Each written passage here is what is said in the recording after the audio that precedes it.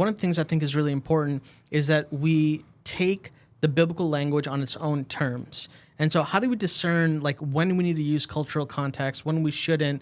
And I actually think it's based off of how the biblical writers themselves are communicating the text. So for instance, in Genesis 6, one of the big debates is, are the sons of God human children, human men, or are they angelic beings, right? And there's a reason why we want to demythologize it, honestly, because there's a lot of categories that this thing breaks for us. Why would angelic beings, how could they even have human sexual relations with women that produces the Nephilim? And then a lot of times what's quoted is the quote of Jesus in Matthew, where Jesus says, well, we'll be like the angels, not given over to marriage. But what I think is so fascinating is, notice what Jesus says and doesn't say. Jesus says that we'll be like the angels, not given over to marriage. He doesn't say anything about inability or ability of sexual relations, right? And here's the other thing that I think is kind of fascinating. You have examples throughout the Old Testament of barren wombs that come alive, right? This is an act of God that he does. Well, what does the enemy like to do? Often work in counterfeit ways to what God is doing. But then here's the other one. You have angelic beings that are physically eating, physically walking. They're being seen by others like as men. Another fascinating thing, we never find an example of a angelic being being referred to as a woman. But you see them always being referred to as men, and the word that's used is not gender neutral. It is gendered. So at some point you're like, oh, they fit. So all of that to say, while we're trying to ask the question, how can it happen? The biblical text is less interested in giving us a science lesson on the cosmology of spiritual beings and more about it did happen. Right. It did happen. Right. You know? And so in Genesis 6, a couple things that I want to do is, how do you know this? We want to use, Lecrae, the clear parts of Scripture in order to help determine and interpret the unclear parts of Scripture. You know? So in Genesis 6, it's the Hebrew phrase Bene Elohim for sons of God. So I want to look and see, where does that Hebrew phrase Bene Elohim show up throughout the rest of Scripture? Well, fascinating, in the book of Job, you have, which is in terms of dating, arguably dated very early. You know, it's one of these kind of primordial, very early books that is written. And you have right off the get a divine council scene. In Job chapter 1, you have verse 6, it says, one day the Bene Elohim, the sons of God, came to present themselves before the Lord, and Satan, or the article is there, Hasatan, also came with them. So it's like, wait a minute, is this a human earthly context? Did we transport some human sons up into the divine, I think 100% of biblical scholars and theologians and pastors and ministry leaders are so comfortable with saying, in this instance, sons of God are angelic beings, right? Right. Not just there. You also have in chapter 2, one day the Bene Elohim, the sons of God, show up. And it's not just there. Later in Job chapter 38, this is a really important one. Job 38, verse 6, this is God kind of like finally, after a whole bunch of silence, he's like, Job, let me just ask you some questions, right? Let's just, and there's a really great Old Testament scholar named Eric Ortland. Do you know Ray Ortland? Of course. You know? Oh, Ray's like brilliant Old Testament scholar.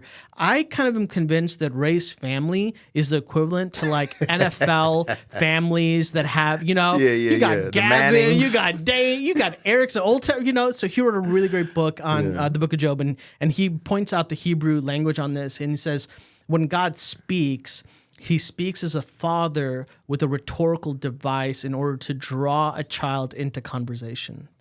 Often we read kind of God's speech with Job, and it feels a little angry, like he's just going. That's not really this. There's some familial language that's like, "Hey, son, come on over. Let's talk about this. Let's process this." And this is that context of chapter 38. And God says in verse 6, "What supports its foundations, or who laid its cornerstone? When the morning stars sang together, and all the Bene Elohim and all the sons of God shouted for joy." This isn't the only place. It also shows up in Deuteronomy 32, 8 and 9. I said the sons of God with the allotment language there. When the Dead Sea Scrolls were found, the Dead Sea Scrolls affirm the Septuagint translation of that verse, which says the angels of God. There's a little bit of textual discrepancy because of an emendation in the Masoretic text.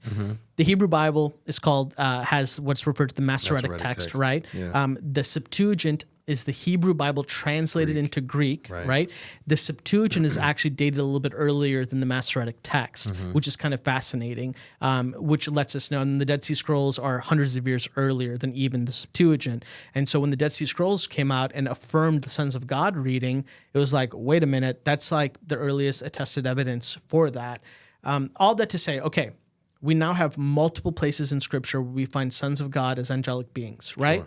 Sure. So how should we read Genesis 6?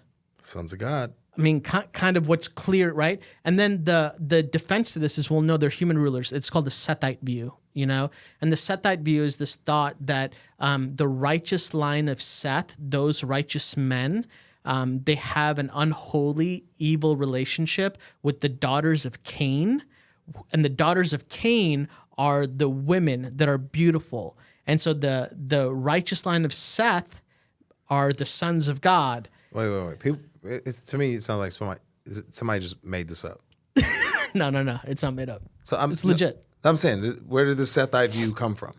Well, that's a whole conversation. The Sethite view, you can kind of trace its origin all the way back to a guy named Julius Africanus and Augustine. Okay. And it's. But I'm saying, I'm not going to look in the scriptures and be like, oh, look at Seth sleeping with Cain's daughters. No, it's not explicit in the text. And that's one of the big exegetical issues that you have is where do you find sons of God synonymous with Seth's sons? You don't. Yeah. And you also have another issue. Where do you find the daughters of man being distinguished as the daughters of Cain? You don't find that, right? Okay. And then you have another issue. How does it make any coherent sense that you have human-to-human relationship, and it's the human-to-human relationship that produces the Nephilim, the giants? Right. It's like, wait, what? Like, how does that work? Okay, so let's just go down this rabbit hole of believing the sons of God are indeed angelic beings. Yep. The daughters of man are human women. Angelic beings slept with human women. Yep. And made giants. And they made these offspring called the Nephilim. Now, a couple things I can already anticipate. People are like, this dude is whack. This dude is wild. I cannot believe he's right. He's talking about speculating about snakes and like astral projection into that. And now we got over here. Okay, listen, this is not a new and novel idea. In fact, the earliest church tradition held an angelic view of Genesis 6. Philo, who is a contemporary of Jesus, a Jewish dude, he held to an angelic view, right? Even some early church fathers, you have Irenaeus, Origen, and Justin. Like these dudes, Tertullian, these dudes held to an angelic view. Yeah. You know, what ends up happening is Augustine and right before him, Julius Africanus, they hold to a human view because they're dealing with a heresy at the time. And Augustine was a Manichaean, and the Manichaean kind of cult, they loved the Book of Enoch, and they loved kind of that whole thing. And so I actually think Augustine kind of had his own little personal kind of vendetta that he's trying to deal with, you know, and push away from. But in terms of church history, the earliest dating is an angelic view, right? Yeah. So now here's and you nailed it. Like, okay, what is going on with the Nephilim, right? Yeah. And who are they? So I grew up in the church, right? My grandparents are missionaries in India. They've been there for 65 years, just faithfully serving in India. Unique to have an Indian kid who was all I've ever known as the story of Jesus, really, you know? And in all of that, like grew up in the Chicagoland area, and Vacation Bible School is like the most epic thing. And there's this highlight reel of stories that right? And I think the flood is one of them. Oh, the flood, right? For sure. Arguably a top three. Top three, for sure. For sure. Yeah. How come nobody ever deals with Genesis 6, 1-4 with the flood narrative? In terms of the Nephilim being flooded? Bro. I mean, we love the flood. Because now you've got to create many theologians who have to wrestle with the idea of half human, half angelic beings roaming the earth. Right. And I mean, like, let me push fast forward really fast. Yeah. Do you think they all were decimated in the flood, or are they still with us? Oh man, you really messed me up. Okay, I think there's a little detail. You already told me your answer by that. That pause told me. That pause told me your answer. That pause told me I gotta go and tuck my kids in tonight and tell them to be careful. There's Nephilim out here. That's what you just said.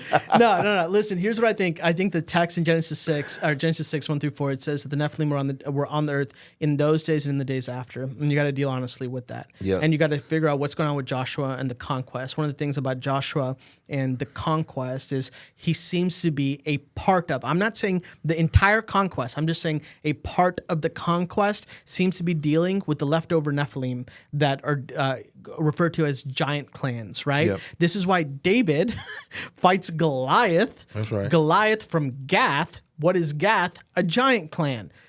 Goliath has brothers that later the David narrative tell us that he's got to deal with those Nephilim as well, right? And so part of the issue is the issue of the flood. What happens with the flood? Man, I know where you're going. This is going to make people so upset. For everybody who doesn't know where he's going, Shaq is a Nephilim. That's what he's trying to say, and it's why it's unfair for him to have been in the NBA because he's a. Now I'm just joking. But honestly, if it's anybody, it's Wemby.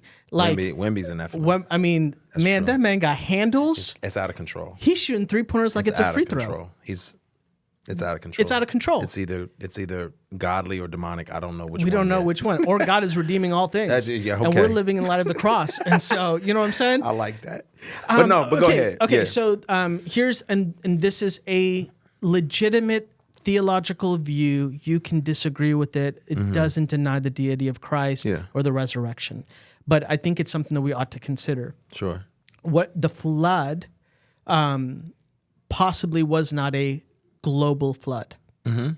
It's a legit possibility that the flood, the Hebrew phrase kolarets, the whole earth, is a phrase that's used elsewhere by the biblical authors to talk about the known world or the known land to the author at the time. Sure. Right? So when it says the whole earth flooded, it could very well be that the whole earth is in the mind of the ancient writer and what they know of, and there's this cataclysmic, like massive event that takes place, and it's a flood, it's a deluge. You've got science issues, you've got miraculous issues with the global flood idea, and then you have a grammar issue because like kolarets is actually used elsewhere, right? And then you have the Nephilim issue. Yeah. So what I think happens with the flood is you have a globalized extreme event that changes the very nature of the biosphere of like the entire earth. Mm-hmm. And with that, you can have pockets of places that were absolutely decimated by a flood, by a deluge, which also helps us make sense of how you can have the same story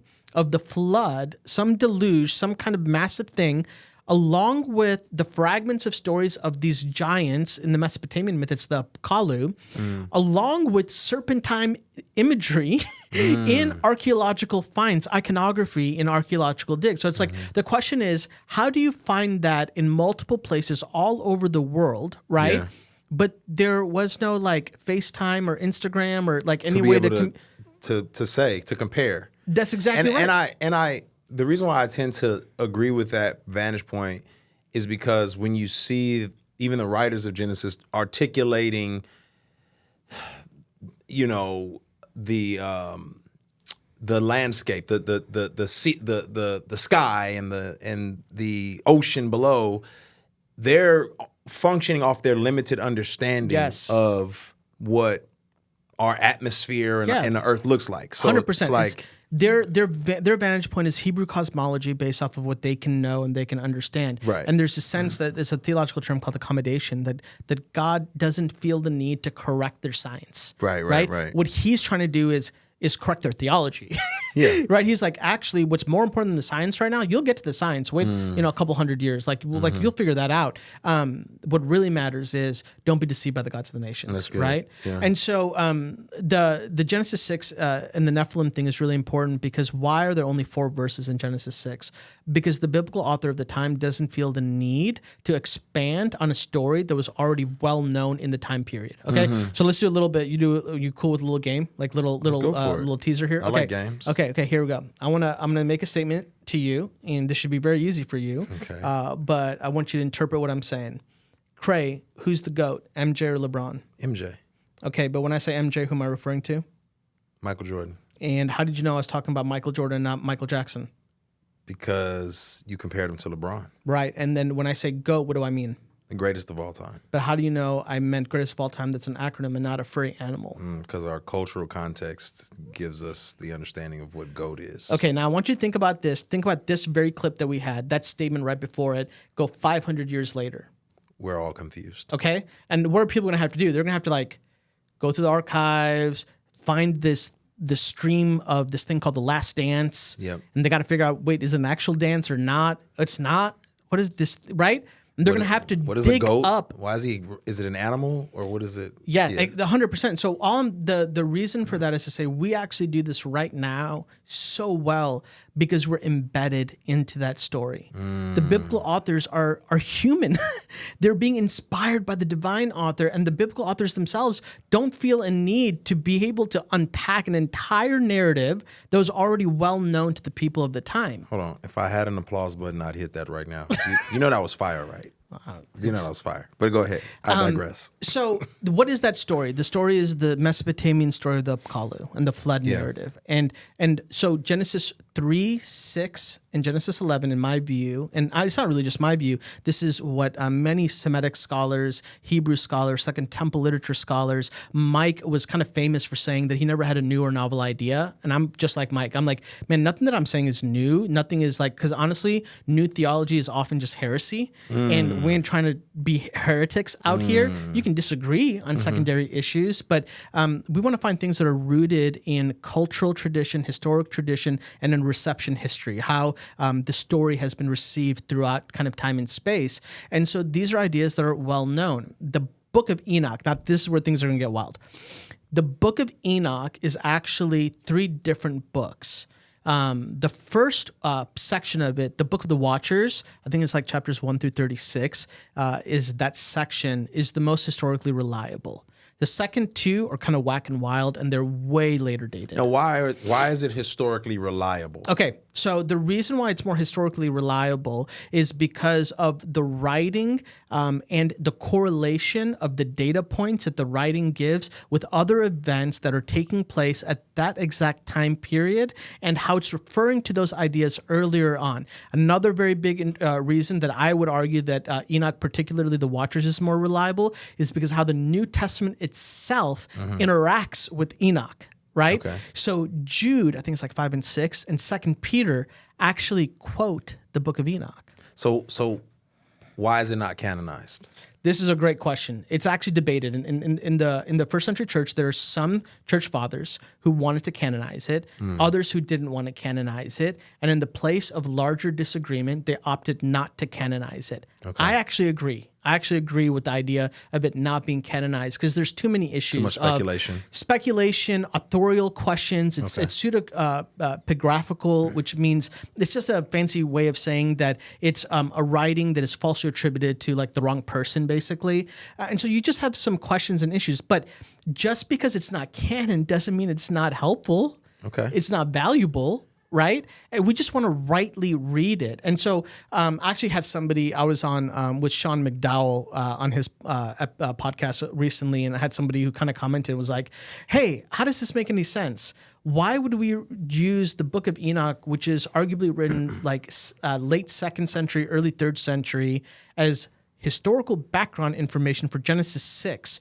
which is written like well before that? I mean, we're talking pre-exilic period, right? Yeah. And like, how can we say that Enoch helps us translate? Here's how you can. There's a 3rd story.